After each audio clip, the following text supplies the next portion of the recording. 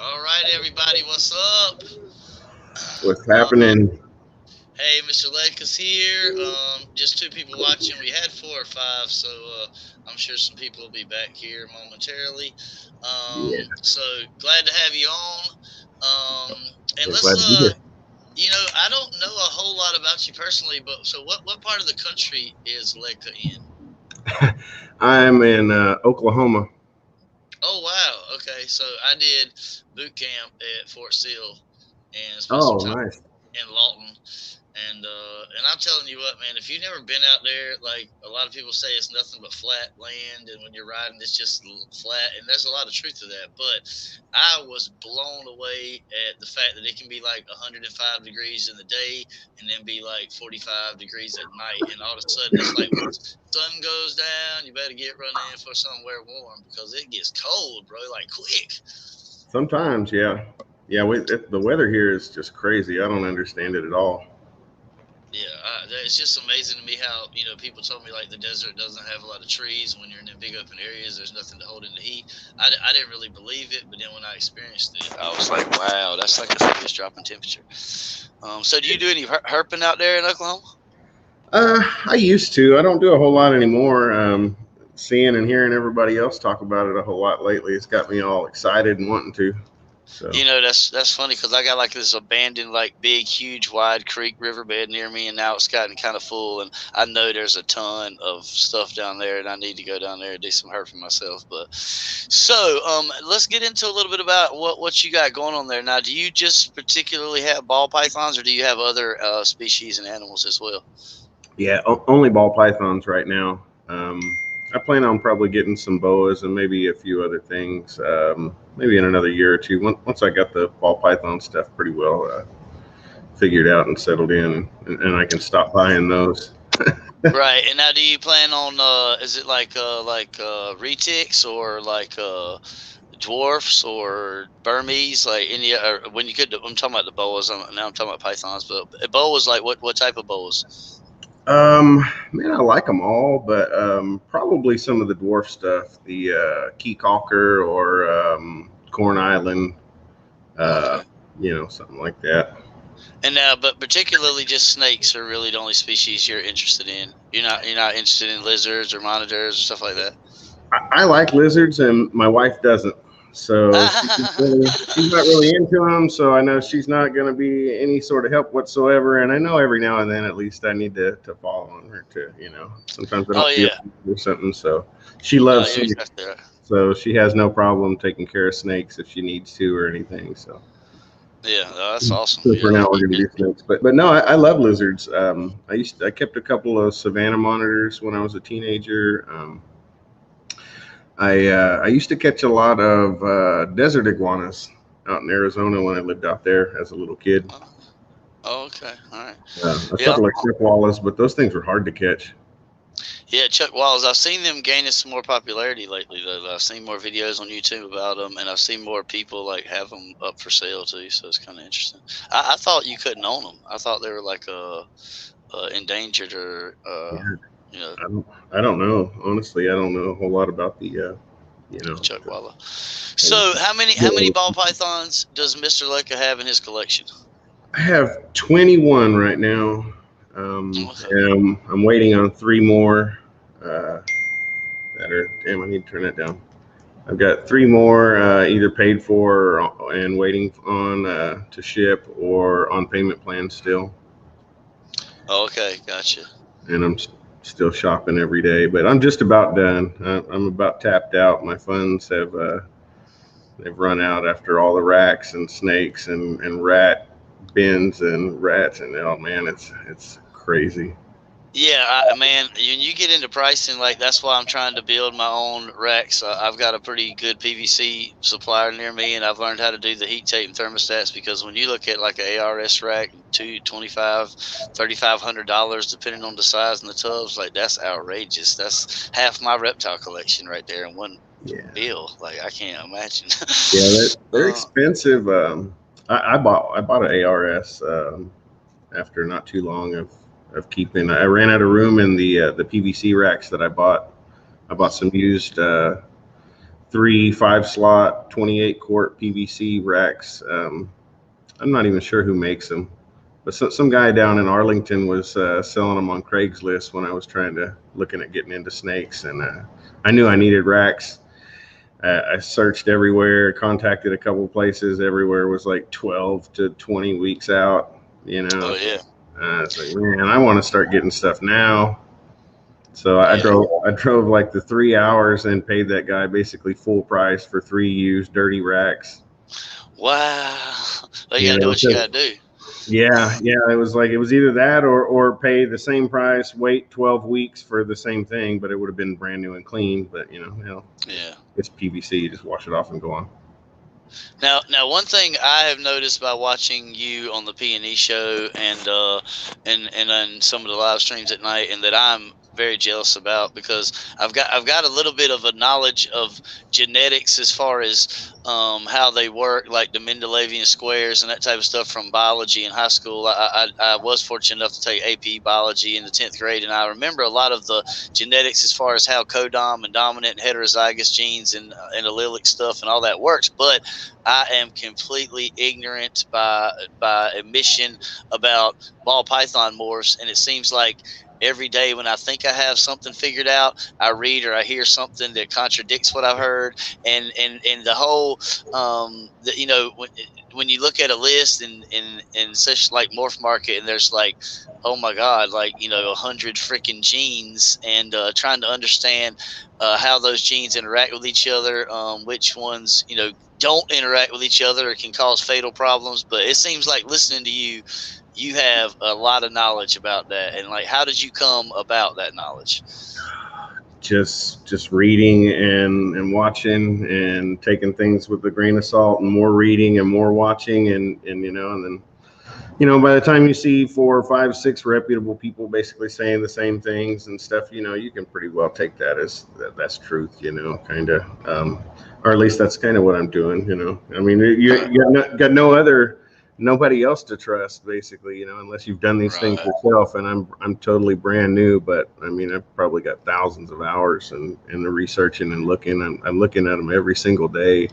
Even when I'm not shopping, I'm constantly searching Morph Market and watching prices and seeing things go up and down and disappear, and what goes fast and what doesn't, And yeah, I do the same thing. It's insane, though. The learning curve on them is probably the steepest in the world of any kind of animal, I would almost guess, as far as trying to figure out all these morphs and like you said, what they do with each other and which ones are allelic and Yeah, when I went to the first couple of shows, and I had gotten into reptiles starting out with lizards, and when I got to the first couple of shows and I saw the majority of the vendors and the majority of the money is obviously in the snakes, and particularly in the ball pythons to a large degree, and I was kind of blown away at that. And then I very ignorantly thought, if there's this many guys doing it and the money's this good, it's got to be pretty easy. And then I started doing my research, and I'm like, wow, like the learning curve, just like you said, is ridiculous. And not only that, but every other day guys are coming out with morphs nobody's seen, and they're trying to prove them out. And sometimes those projects take 8, 9, 10 years, and then you're trying to figure out what the value is of a project that takes 8, 9, 10 years, and it's the first in the world. That's like, yeah, it's this whole world of ball pythons blows me away, and I'm so glad that I'm getting into it, because I'm like you, you're new, but you're definitely starting your Jedi training. I'm still a Padawan, like I'm just starting out for sure. But let's start to get into your collection. Let's start to see some of your snakes. I want you to start to let us know about some of your breeding projects and the genes you're working on. Okay, most of it, probably half of everything I have is albino. That's one of my favorite genes. Or some sort of albino project, and then the other stuff is pied, clown, and going to be clown pied. Going to mix them, make double recessive. My male for that project is a double het. So I've got visual pied females and visual clown combo females, and then I got a orange dream yellow belly double het clown pied possible inchy male that I'm going to put to all of them, and then run the the babies all back to each other. Hopefully, like visual clowns, 50% pied, and then visual pieds, 50% clown, and then cross them back together that way. So at least if I miss and everything's going to be 100% head at that point. Oh yeah. Yeah. So anything that doesn't prove out will still be 100% because both parents will be visual. Oh yeah, perfect. So you got some of your collection there set up with you, so I can put you on show low and you can show them off. Yeah, I was running like super late. I just drove back in from. Well, this is like your third live stream in the last 24 hours too that I've seen you on. So. Yeah, it's third or fourth something. It's crazy. I haven't slept. I haven't slept since yesterday morning or whatever it was, like 30 hours or 40 hours ago, something. Wow. And like I say, I was in such a big hurry and I was worried I was going to be super late. So I just ran in the house and I grabbed 3 snakes as quick as I could, chucked them in bags. And I was going to try to grab 4 or 5, but I was really worried I was going to get or be too late. You're perfectly fine, man. We're happy to see what we see. Yeah, let me go ahead and clean this up. I've got this webcam working today. That's what I wanted to do the last time. So I think I might be able to actually kind of just bring them in here and set them on the table and then kind of pick up the webcam and hold it over them. So let me kind of perfect make a little bit of room and then I'll go grab them. All right, no problem. Some shout outs to people in the live stream there in the chat. Big Doug, obviously glad you're here, buddy. He said this was a lot better time for Scotland, which that makes sense. Glad we could accommodate you there, Doug. And Iron Dog, obviously glad you're here, and I hope you're still feeling a lot better, dude. Everybody in the chat, glad you're here. Iron Dog, I just made you blue. But glad everybody that is here. Share it out. Mad Veteran, thank you so much for tuning in from the United Kingdom. Go check out Ledka on Instagram, and the other people in the chat. Go check out Iron Dog's Reptiles and Doug's Monsters, and definitely hit up my YouTube channel if you haven't before. I'm glad you're here. Think about hitting that subscribe button, hit that like button. Thank you, Iron Dog. I knew you would share it out. And I'm going to try to start doing this every week, guys.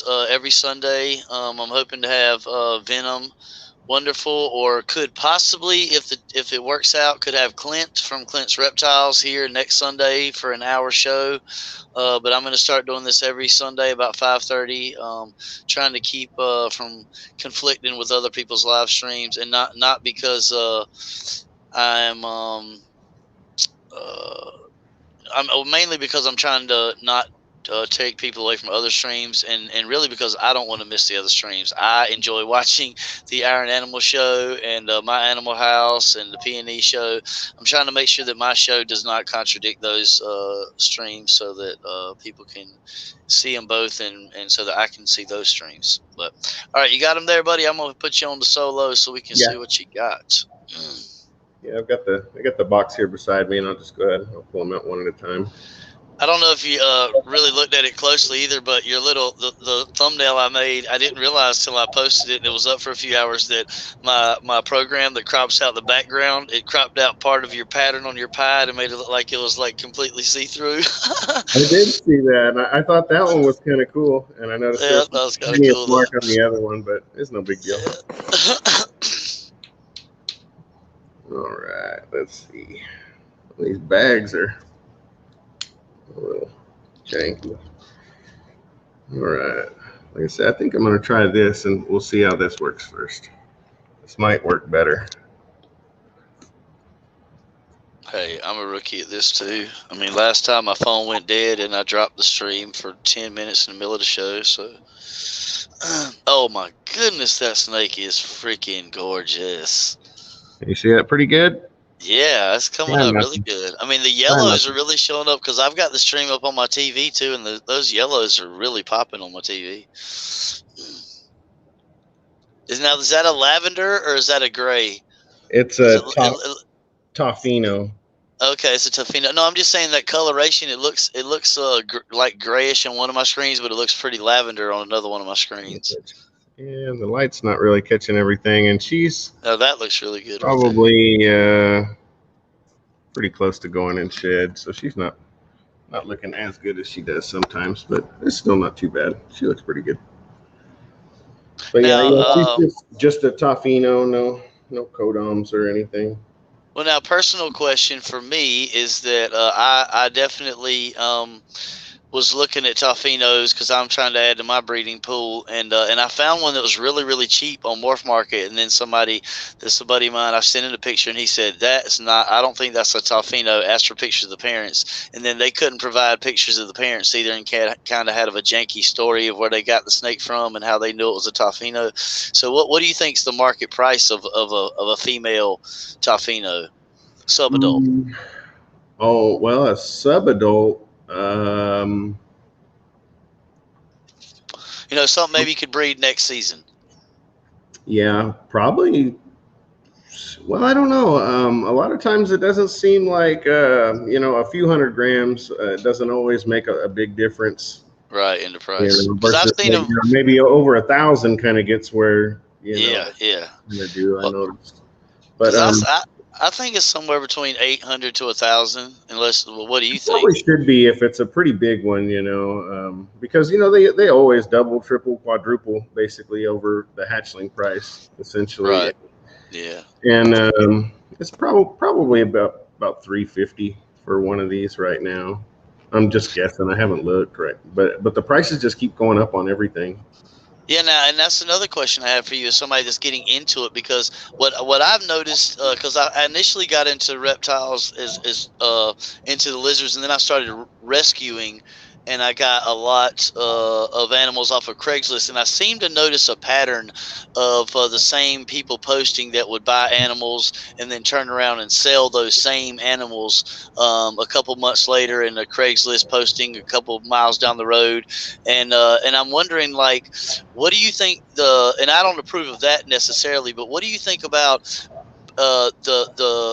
the business of okay, you can you buy your breeders, hatch your clutches out, sell your babies, but then you have I see also other people where they hatch the clutches out, they raise the babies up, and then they sell them as adults, and they try to make their money there by selling the more valuable adult animal as opposed to selling the babies and just trying to create more and more clutches. It's more of a raise up and sell adults than a breeding. Do you think that's Hold out just for as about a fine? year and triple your money or something kind of thing. Is that what you mean? Yeah. I don't Because know. I've had luck with that. The reason I ask, because I've had luck with that in the lizards. Like, I've had more luck buying high end bearded dragons from people that don't realize what they have as babies on Craigslist or from pet stores, raising them up as adults and then selling them on Morph Market as good, healthy, breeder ready adults. And I've had better success doing it that way than actually breeding the bearded dragons. Yeah. I mean, I don't necessarily see anything really wrong with it. You know, whatever. But There but do you you think you think that's a viable way to do the ball pythons, though, growing up your stock and selling them all as adults instead of trying to sell them as babies? you sure could. I don't see why you couldn't. Uh, but I mean, you'd be sitting on them and have to feed them and take good care of them, and so I mean, you're putting in work for that money that you're getting. Yeah, you're putting in work, and I figured the trade-off is that you're not playing so much with the odds of how many eggs you're going to lay. Is a female going to ovulate this season? How many of these eggs are going to be viable? Like, I know in the breeding, that's all a lot of excitement to that, but there's also a lot of variables that the other route, you kind of cut out a lot of those variables, I guess. Man, this one can't get Wow. can't pick up the color or anything at all. This is just It's showing up on my probably. television screen. You can actually Okay. see It might you can look actually better see this thing than mine. you can see the white blushing on the bottom going up into dark blushing around the pattern on the backside. Yeah, see, like right here, this is all like a really like a peach, pinkish orange. Like in here, here, here, here. And now, and what is this? This is a inchy, albino inchy. See, I think my male albino, I think he may have inchy. The breeder told me he wasn't sure. He thought he might have something else. He hasn't bred him out, but he has some really weird head markings for an albino that you can see really good. Yeah, looks like she may be Iron Dog says depends on what morphs you're selling as adults if the payout is worth it. And Iron Dog, I'm trying to focus on. I'm jealous of his Tofino, and I did not know Candino and Tofino are considered kind of the same because that's what I want to get into. I have albinos now, but I want to get into Candino and Tofino pieds, and I've seen those adults going for a lot of money. My Animal House, thanks for joining, buddy. We can get that little head action. It's really incredible how I didn't realize that albinos, you know, when they're really like fresh out of shed, you can really see that pattern even in those light colors. Yeah, that's beautiful. They look a lot better, like right after shed, especially this one. Or as far as trying to pick up the difference in the color, which is kind of crazy because in person it's super easy to see. You know, it's basically like yellow and like peachish pink. Yeah, and it's funny because when I first saw them in pictures, I just thought it was the yellow and white. I thought the albino was just the yellow and white, and there really wasn't any shading or coloration to that yellow. And then when I got it up close and personal, I was like, wow, it has the same pattern as a normal albino. It's just really muted and really subtle. Yeah, the Inchy actually kind of puts color in the white, so it's not just a plain yellow and white snake. These ones aren't. And Super Inchy the same way, even more pinks on those. Okay, let's see. Man, it's like, no, Inchy, that's a morph that I stumble. Wait 2 or 3 more minutes, and I was going to grab the whole box full of snakes. Of course, I don't have a huge variety necessarily. That's okay. We're going to have you back on here again. And let me ask you about this because Inchy is one of the genes that, you know, I've been trying to learn about. And obviously it brings, from what I've learned, it brings a lot of, you know, it can bring a lot of vibrance and color and dramatize a lot of other genes, but I have the hardest time identifying that gene itself. When people say this snake is an Inchy, this snake is an Inchy, this snake is an Inchy, and I look at one beside of it that's not an Inchy, and I'm like, it looks the same to me. Like I'm really stumbling on visually recognizing that gene. For a layman or from a newbie, can you describe how to easily recognize that gene? It's kind of difficult a lot of times, especially like looking at the pattern, and even more so in combinations. But it has a head stamp that's damn, I'm searching for the right word. But anyway, it has a head stamp that's pretty easy to identify them for the most part, especially like if you knew Ainchies in the pairing, and then you can look at the head and look at the eye stripes. I got you. You know, and then because somebody told me it has a lot to do too with the stripes that run down the side of the back of the head, the way they come together. But I've seen Inchies that two Inchies side by side that those stripes look completely different on each one of those snakes.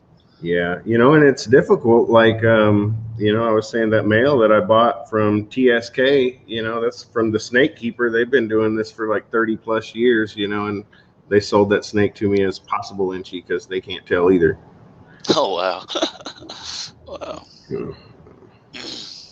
Yeah, that's one thing about the lizards when it comes to the bearded dragons. It's very, very easy to, you know, there's like 5 or 6 morphs. It's very easy to identify them, and they're all very easy to identify visually. There's really not any confusion when it comes to those, or the crested geckos, really, for that matter. So I'm having really, it's hard. That's my biggest stumbling block right now is visually identifying morphs, especially combinations.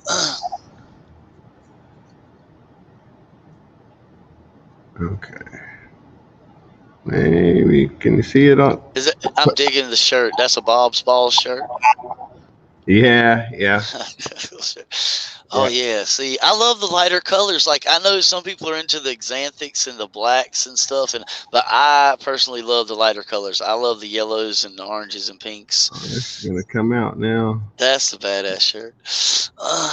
Yeah, and I gotta tell you, of everybody in our reptile community, I mean, Iron Dog's got a pretty bad one, but nobody can touch Ledka's beard game. It's off the chains. He's got some serious beard game. Yeah, that is beautiful. Now, what all genes are in this snake? Obviously, it looks like an albino. Yep, this is an albino lesser.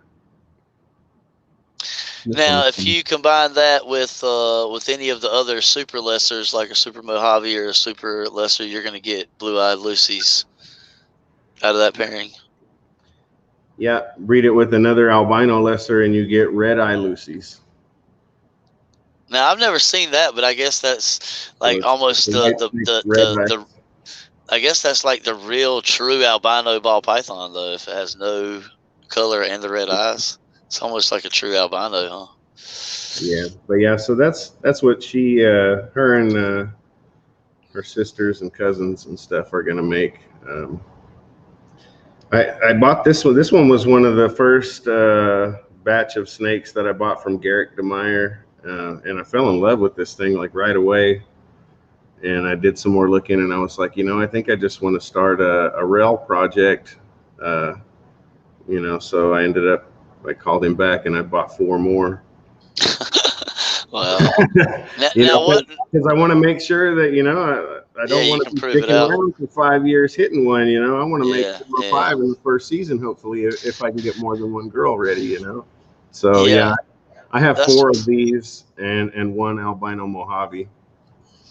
Well, that's why I'm trying to do a lot of research because when I got into the breeding, I'm very fortunate that when I got into the breeding, the bearded dragons and the geckos, my dad started to see that there was actually money to be made in reptiles. At first, he thought it was just a for fun thing. It wasn't really going to make any money. But then when my nephews started wanting to buy lizards and bearded dragons, and he started looking on Morph Market and seeing the prices and seeing how fast some of these things were moving, he wanted to get involved. And so I'm fortunate enough that I was going to have to go the route of buying a bunch of hets and breeding them out because I can't afford the visuals. But now I'm in a position where my father has jumped on as a business partner, and it's like you do your research and find out what you want to get into and what you know is going to breed high end snakes, and I will give you the money to buy the breeding stock. So that's what I'm really trying to pull everybody's pick everybody's brains because I'm fortunate enough that I can go right for visuals and go right for high end breeders, but I just still have not narrowed down what I want to get into. I know albinos and pieds, but I haven't figured out what genes combos with those. But that snake right there is beautiful. That is that a female? Yeah, yeah, Wow, yeah. all your snakes seem very docile too. Yeah, except for when it's feeding time, when that tub comes open, they're not typically. But if they're not right at the front, ready to go, then Yeah, they're usually just fine. I can, I yeah, reached right right. in there and kind of started touching and got these out with no issues. Yeah, my female surprised me the other day. I went to feed her the ASF, and I had it on the tongs, and I pulled her tub out, and she was in the back. But as soon as that ASF got close to her tongue, she tried to strike out right and get it off the tongs before I could even drop it in there. She never done that before, but she must be hungry. Yeah. Yeah, that's a beautiful snake. So, what are your favorite genes? Like, if you had, let me ask you this: if you had unlimited amount, you hit the Super Six tomorrow or something, and I mean, you hit the Super Six, and obviously your wife or your better half, she's gonna take her chunk, and then if you could buy anything you want, if you go on Morph Market today and have a freaking shopping spree, what would be the genes that you would buy, and what would be your favorite genes? um, man, a lot of stuff. I would buy racks. I would buy a lot of racks first so that I could hold them all. Oh yeah, right. First, Damn, jeez. she's off the chain, right? She's ready to go. Yeah, I know. Let me see if I can get her to go on inside the bag. Oh, See, I have my female albino. She has. I love her personality. She is not head shy at all. She is, but she's just like that one. And so much as soon as I touch her and pull her out of her tub, she is ready to explore. She never is in a ball. She is always ready to go. But she's never aggressive, never defensive. I take her to PetSmart and out with me to Lowe's, and a bunch of people have held her. And I mean, you can kiss her right on her head, and she won't jerk back. She's the sweetest snake ever. But she don't like going in the bag or going in the tub because she wants to be out and about all the time. Yeah, man, and I don't know if it's probably just happens to be my snakes or just the particular days that I recall all the time, but the albino ones just seem to be more docile, man, and my pieballs are feisty as shit. I've heard the same thing, and every time I've been at a reptile show and somebody's been lit up by a snake they're holding at their own particular booth, it's always been a pied. And like BPL told me that his male pied lit him up a bunch of times when he first got it, and I know I want to get into pieds, but I don't want to be bit by snakes. I mean, I'm not scared. I mean, I've been in the military. I've been on commercial fishing boats. I've had my arm flayed down to the bone. I've had multiple knee surgeries. I mean, pain is my lizards have bit the hell out of me plenty of times, but I don't want to get bit all the time either. Like I'm really thinking about torn right now because my tegu is one of my dream animals, and I have worked with her since she was a hatchling, and it probably is just an adolescent phase that people have told me some of the males and females will go through, but she's mean as hell right now, and every time I want to try to handle her or pick her up, she wants to bite the shit out of me, and I'm really torn about, do I want to own an animal that's like that? And if she doesn't break out of it soon, she's going on Morph Market, because I'm not going to have an animal that wants to bite my face off. As much as I love her, I'm just not. And plus I have, like, I try to run my reptile room as people can come over and interact with my animals. My family and friends come over. My nieces and nephews can reach in any tank in my room and grab any animal in here, and I want it to be that way. I don't want to have mean, pissy, bite your face off animals. But I know that all ball pythons I've seen, even the pissy ones, look like they can be worked with, and they get used to it after a while. Yeah, and most of the time, you can just kind of work around it, go, get them from the other side, the back side, and just kind of always work them from that back side if they're a little iffy. And if anything, they tend to just get scared and yank their head back underneath their neck and shit like that. They don't lash out too often. Now, I'm going to try to kind of steal a little bit of a Derek's line of questioning here from old Mr. Derek's Reptiles, but let me ask you this. Now, in your all-time goal, too, if everything in your life and Ledka's breeding projects and his plan and his world of reptiles works out, would you ultimately just be a breeder there out of your home and sell on Morph Market and Instagram and stuff, or do you ever have designs on having your own, like, physical location like Ledka's Python World, in a shopping center somewhere? I don't know. I think that would be pretty cool. It would probably take a long time before I bothered doing something like that, because I got a feeling I'm going to just keep most everything I produce for the most part until I'm going to have to start letting things go. I find that's a common theme with every breeder, is that, okay, you've got your small percentage of people, and we can't neither one of us can argue that they're not out there, and I see them at the shows all the time. There's always this small fringe group of people that they don't give a F about the animals. They're there for the dollar and to make money, and that's all they care about. They have crappy small enclosures, their animals look rough, their prices are shady, and the way they get their animals is shady.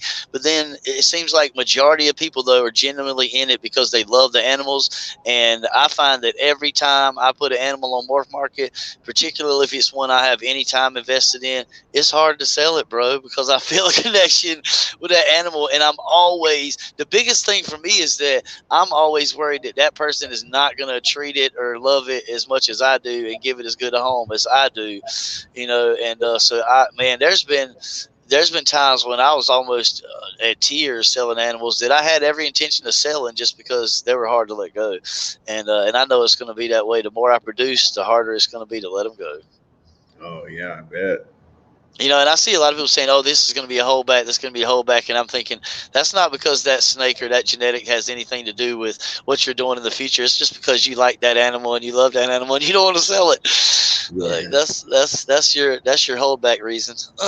But hey, Patrick.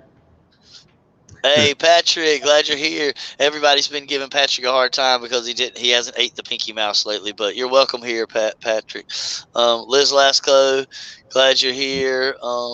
Everybody in the chat, we got 8 people watching. Probably going to wrap this up soon here, though. We've been going for about 35 minutes. I know Ledka's tired. He's been the live stream superstar for the last 24 hours. And I know it's hard to be at a remote location. And it is a beautiful Sunday afternoon here in North Carolina. And the weather's been kind of crappy and rainy here, and it's broke. And me and my puppy are about to throw some barbecue chicken out on the grill. it was very glad, very glad. I don't know what I'm saying there, but it was very honorable to have you here on the live stream, sir.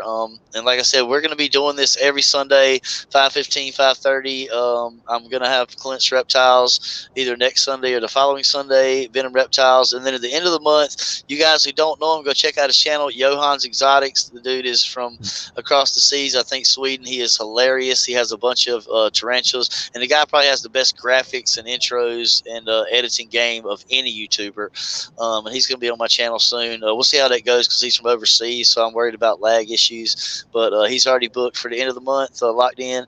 But Ledka, I'm impressed, and me and you're going to be in touch because I love the albinos. I love the genes you like, and so we're going to be in touch as far as in the future talking about breeding projects. So everybody in the chat, Doug's Monsters, Patrick, Liz Lasco, My Animal House, everybody that tuned in, and big shout outs to everybody in the community.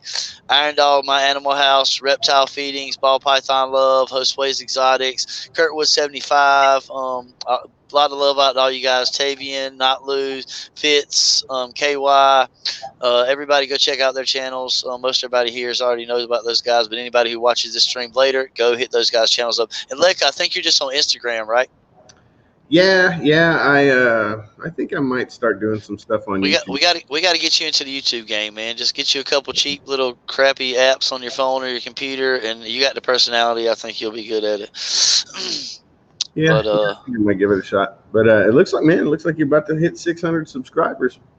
Man, I'm right there knocking on the door, and I've got my watch time. I'm going to break 4,000 hours in the year, no problem, and I've got the views. It's just those subscribers, if I could just get them there. But I've got some big things coming up. My local PetSmart is going to let me have a booth in front of their store next weekend, talk about my channel, and then a really high-end pet store on the other side of town is going to let me set up a booth in front of their store that I bought some animals from and talk about my channel. So I'm hoping that's going to give me quite a boost here in the months to come. And then we got a Repticon coming up in Winston-Salem, North Carolina in August, and I'm going to be having a table there with my channel and some of my animals for sale, my Morph Market store. So in the next month, I've got a lot of things that I'm hoping are going to boost the channel. But thank you so much for being here, man, and I'll be in touch. Thank all you guys for watching, and I'm going to play us out of here.